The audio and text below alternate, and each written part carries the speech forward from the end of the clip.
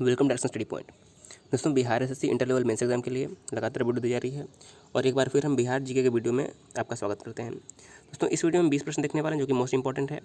इस वीडियो का पीडीएफ भी आप डाउनलोड कर पाएंगे। डिस्क्रिप्शन में आपको टेलीग्राम लिंक मिल जाएगा, वहाँ से आपको इसका पीडीएफ भी मिल जाएगा। दोस्तों, सारे प्रश्न काफ़ी इंपॉर्टेंट हैं, तो आइए शुरू करते हैं आज का वीडियो। देखिए, हमारा पहला प्रश्न क्या है। रामधारी सिंह दिनकर का जन्म कहाँ हुआ था। देखिए, रामधारी सिंह दिनकर का जन्म कहाँ हुआ था, तो इस प्रश्न का सही आंसर हो जाएगा सिमरिया में हुआ था। देखिए, रामधारी सिंह दिनकर का जो जन्म हुआ था बिहार के सिमरिया नामक गांव में हुआ था, तो ऑप्शन नंबर सी करेक्ट हो जाएगा। अब देखिए, अगर हम रामधारी सिंह दिनकर की बात करें तो यह एक बहुत ही प्रसिद्ध कवि थे। तो देखिए, इनकी प्रमुख रचनाओं के बारे में पूछा जाता है, तो इनकी प्रमुख रचनाएं कौन कौन सी हैं। तो देखिए, इनकी सबसे प्रमुख जो रचना है वो है उर्वशी। आपको नाम याद रखना है, इनकी सबसे प्रमुख रचना क्या है, उर्वशी। उर्वशी इनकी प्रमुख रचना है। इसके बाद कुरुक्षेत्र इनकी प्रमुख रचना है। रश्मि रथी, हुंकार, संस्कृति के 4 अध्याय, परशुराम की प्रतीक्षा, ये इनकी प्रमुख रचनाएं हैं।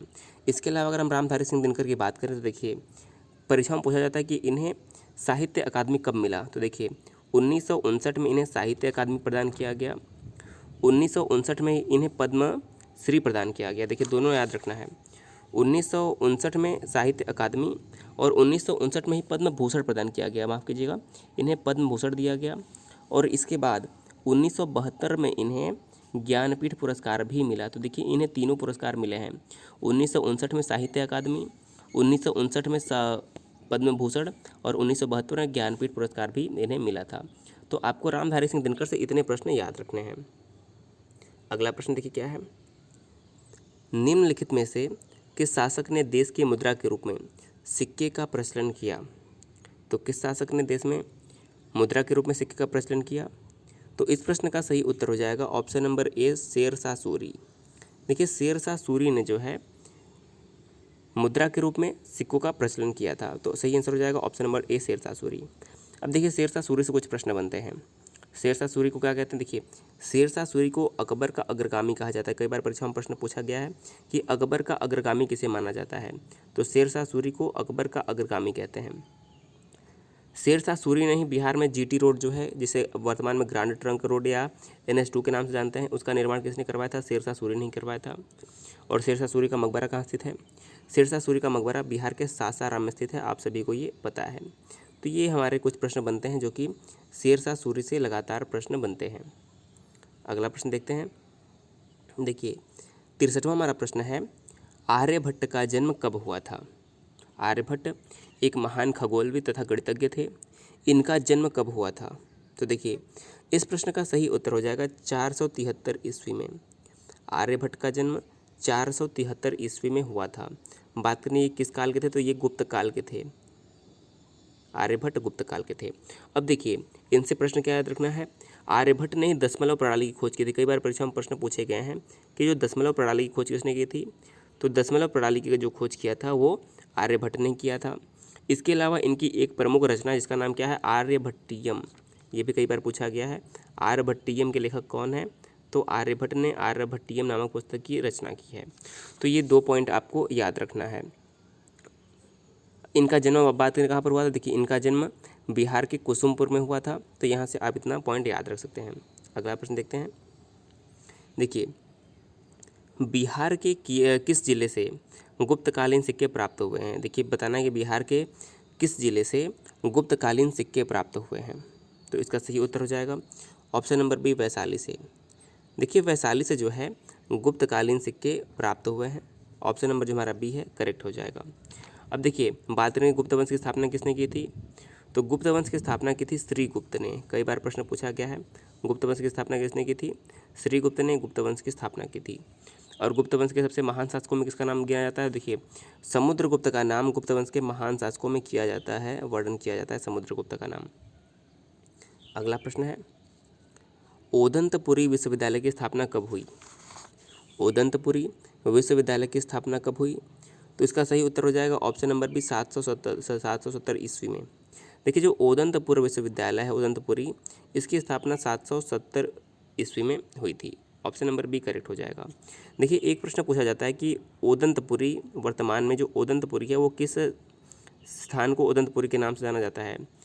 यानी कि किस स्थान का पुराना नाम औदंतपुरी है। तो देखिए जो वर्तमान का हमारा बिहार शरीफ है, जो वर्तमान का बिहार शरीफ है उसी का प्राचीन नाम जो था वो औदंतपुरी था। तो ये भी प्रश्न आपको याद रखना है, ये भी कई बार पूछा गया है। इसकी स्थापना 770 ईस्वी में हुई थी। अगला प्रश्न है, बिहार का औदंतपुरी विश्वविद्यालय किस विषय के लिए प्रसिद्ध था, यानी कि औदंतपुरी विश्वविद्यालय में किस विषय की शिक्षा दी जाती थी। तो इस प्रश्न का सही उत्तर हो जाएगा ऑप्शन नंबर बी, यह तंत्र विद्या के लिए अत्यधिक प्रसिद्ध था। ऑप्शन नंबर बी करेक्ट हो जाएगा। अगला प्रश्न है, बिहार के निवासियों को वृत्ति किसमें कहा गया है। देखिए बिहार के निवासियों को वृत्ति किसमें कहा गया है, तो सही है इसका आंसर हो जाएगा ऑप्शन नंबर सी, पंचविश ब्राह्मण। ऑप्शन नंबर सी करेक्ट हो जाएगा। अगला प्रश्न देखते हैं। देखिए बोध गया में बुद्ध मंदिर किसने बनवाया था। बोध गया में बुद्ध मंदिर का निर्माण किसने करवाया था। तो इस प्रश्न का सही उत्तर हो जाएगा ऑप्शन नंबर ए, समुद्रगुप्त। देखिए समुद्रगुप्त ने ही बोध गया में बुद्ध की मंदिर का निर्माण करवाया था। और बात करें समुद्रगुप्त की, तो समुद्रगुप्त को भारत का नेपोलियन कहते हैं। समुद्रगुप्त को भारत का नेपोलियन कहते हैं।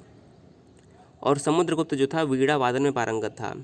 समुद्रगुप्त वीणा वादन में पारंगत था और इसने जो सिक्के चलवाए थे उस पर यह वीणा बजाता हुआ भी दिखाई दिया है। तो इसका नाम याद रखना है। इसके अलावा अगर हम बोध गया की बात करें तो यहीं पर भगवान बुद्ध को ज्ञान की प्राप्ति हुई थी। और जो बोध गया का बौद्ध विहार है, यहाँ से आपका एक प्रश्न बनता है कि जो हमारा बौद्ध विहार है इसे विश्व विरासत स्थल में शामिल कर दिया गया है। जो बोध गया के बौद्ध विहार हैं इन्हें विश्व विरासत स्थल में शामिल कर दिया गया। तो ये पॉइंट आपको याद रखना है। इसके अलावा अगर हम कुमारगुप्त प्रथम की बात करें तो देखिए कुमारगुप्त प्रथम ने ही नालंदा विश्वविद्यालय की स्थापना की थी। कुमारगुप्त प्रथम ने नालंदा विश्वविद्यालय की स्थापना की थी। तो इसका नाम आपको याद रखना है, इनका नाम। अगला प्रश्न देखते हैं। देखिए लोकनायक जयप्रकाश नारायण जून 1975 में कहाँ से गिरफ्तार हुए। तो लोकनायक जयप्रकाश नारायण जून 1975 में कहाँ से गिरफ्तार हुए। तो इस प्रश्न का सही आंसर हो जाएगा ऑप्शन नंबर सी, नई दिल्ली। लोकनायक जयप्रकाश नारायण 1975 में जो है दिल्ली से गिरफ्तार किए गए थे। बात करें जयप्रकाश नारायण की तो यह 1942 के भारत छोड़ो आंदोलन में भी नेतृत्व कर रहे थे। उसी समय यह इन्होंने राष्ट्रीय स्तर पर जो है भारत छोड़ो आंदोलन में चर्चा में आए थे। तो इनका नाम याद रखना है। इसके अलावा जो जयप्रकाश नारायण है यह सर्वोदय आंदोलन से भी जुड़े रहे थे। किस आंदोलन से? सर्वोदय आंदोलन से। तो ये भी कई बार प्रश्न परीक्षा में पूछा गया है। अगला प्रश्न है, संपूर्ण क्रांति को सफल बनाने के लिए लोकनायक जयप्रकाश नारायण ने छात्र युवा वाहिनी नामक गैर राजनीतिक संगठन का गठन कब किया। तो देखिए संपूर्ण क्रांति को सफल बनाने के लिए जयप्रकाश नारायण ने छात्र युवा संघ यानी कि छात्र युवा संघ वाहिनी का जो है संगठन किया था। ये कब किया था ये आपको बताना है। तो इस प्रश्न का सही आंसर हो जाएगा 1 जनवरी 1975 को। 1 जनवरी 1975 को जयप्रकाश नारायण ने एक छात्र युवा संघ वाहिनी नामक गैर राजनीतिक संगठन का स्थापना किया था। तो ऑप्शन नंबर सी इस प्रश्न का करेक्ट हो जाएगा। अगला प्रश्न है, लोकनायक जयप्रकाश नारायण ने संपूर्ण क्रांति का आह्वान कब किया। लोकनायक जयप्रकाश नारायण ने संपूर्ण क्रांति का आह्वान कब किया। तो इसका सही आंसर हो जाएगा ऑप्शन नंबर बी, 5 जून 1973। जयप्रकाश नारायण ने 5 जून 1973 को संपूर्ण क्रांति का जो है आह्वान किया था। तो ऑप्शन नंबर बी करेक्ट हो जाएगा।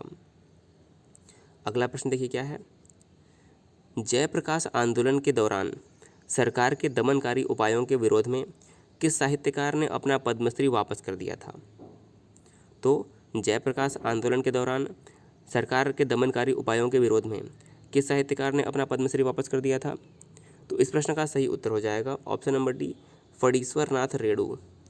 फणीश्वर नाथ रेणु ने जो है सरकार में के विरोध में अपना पद्मश्री जो है वापस कर दिया था। तो ऑप्शन नंबर डी बिल्कुल सही हो जाएगा।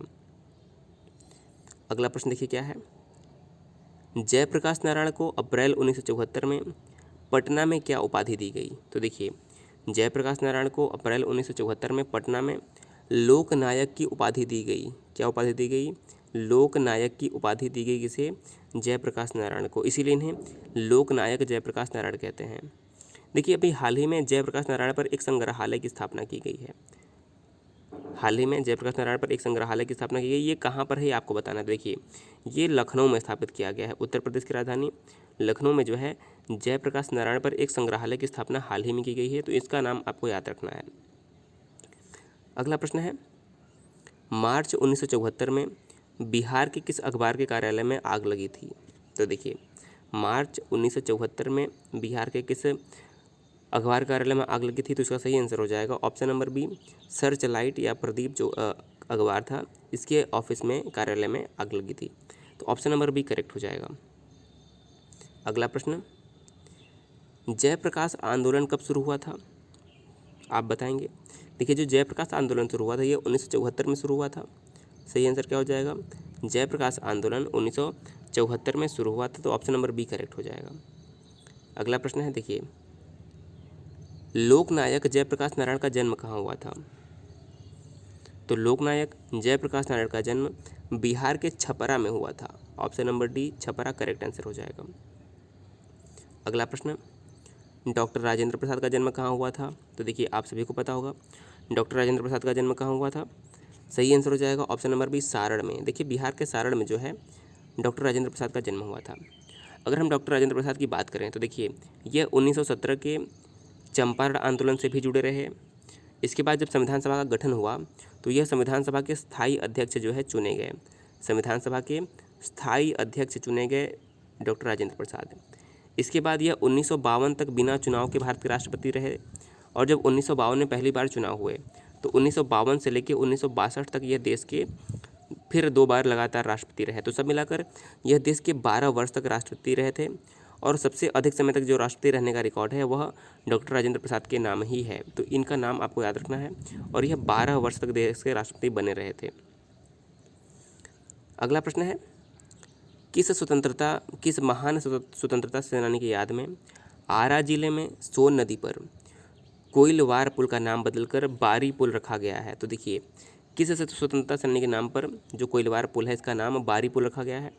तो इस प्रश्न का सही उत्तर हो जाएगा अब्दुल बारी। देखिए अब्दुल बारी एक महान स्वतंत्रता सेनानी थे जिनके नाम पर जो है कोइलवार का पुल का नाम बदलकर अब्दुल बारी पुल रखा गया है। तो देखिए इसका ऑप्शन नंबर जो सी है करेक्ट हो जाएगा। अगला प्रश्न देखते हैं। देखिए अगला प्रश्न हमारा क्या है, बिहार सरकार हर साल 23 अप्रैल को विजय दिवस के रूप में किस महान शहीद को श्रद्धांजलि अर्पित करने के लिए मनाती है। तो देखिए इस प्रश्न का सही उत्तर क्या हो जाएगा, 23 अप्रैल को जो बिहार में विजय दिवस मनाया जाता है वह कुंवर सिंह के श्रद्धांजलि के रूप में मनाया जाता है। अब कुंवर सिंह को आप जरूर जानते हैं। कुंवर सिंह ने 1857 में जो है बिहार के जगदीशपुर से नेतृत्व किया था स्वतंत्रता संग्राम का। बिहार के जगदीशपुर से कुंवर सिंह ने स्वतंत्रता संग्राम का नेतृत्व किया था, इसलिए बिहार सरकार प्रत्येक वर्ष 23 अप्रैल को विजय दिवस के रूप में मनाती है इन्हें श्रद्धांजलि अर्पित करने के लिए। तो ऑप्शन नंबर ए करेक्ट हो जाएगा। और आज का देखिए हमारा अंतिम प्रश्न क्या है, 1929 में बिहार किसान सभा की स्थापना किसने की। तो देखिए यह प्रश्न कई बार मैंने आपको बताया कि 1929 में जो बिहार किसान सभा की स्थापना की गई थी उसे सहजानंद सरस्वती ने किया था। स्वामी सहजानंद सरस्वती के द्वारा जो है इसकी स्थापना की गई थी। तो ऑप्शन नंबर सी करेक्ट हो जाएगा। तो देखिए इस वीडियो में भी हमने आपको 20 प्रश्न दिए बिहार जीके के। दोस्तों हमारे चैनल पर आपको लगातार तैयारी करवाई जा रही है, लगातार आपके लिए हम मेहनत कर रहे हैं। दोस्तों हमने आपके लिए जो मुगल वंश हमारा है, मुगल वंश के 50 प्रश्न, 50 इंपॉर्टेंट प्रश्न जो कि परीक्षाओं में बार बार पूछे गए हैं, तो 50 प्रश्न का प्रैक्टिस सेट तैयार किया है। अगर आप कहें तो आज आपको शाम को 4 बजे ही ये 50 प्रश्न के जो प्रैक्टिस सेट प्रदान की जाए। तो दोस्तों आपको अगर चाहिए तो कमेंट में ज़रूर बताइएगा, ये आपको आज ज़रूर दिया जाएगा। दोस्तों वीडियो कैसा लगा मैं ज़रूर बताइएगा। वीडियो को जरूर शेयर कर दीजिएगा। अगर आपने हमारे चैनल को भी सब्सक्राइब नहीं किया तो जरूर सब्सक्राइब कर लीजिएगा। वीडियो देखने के लिए बहुत बहुत धन्यवाद।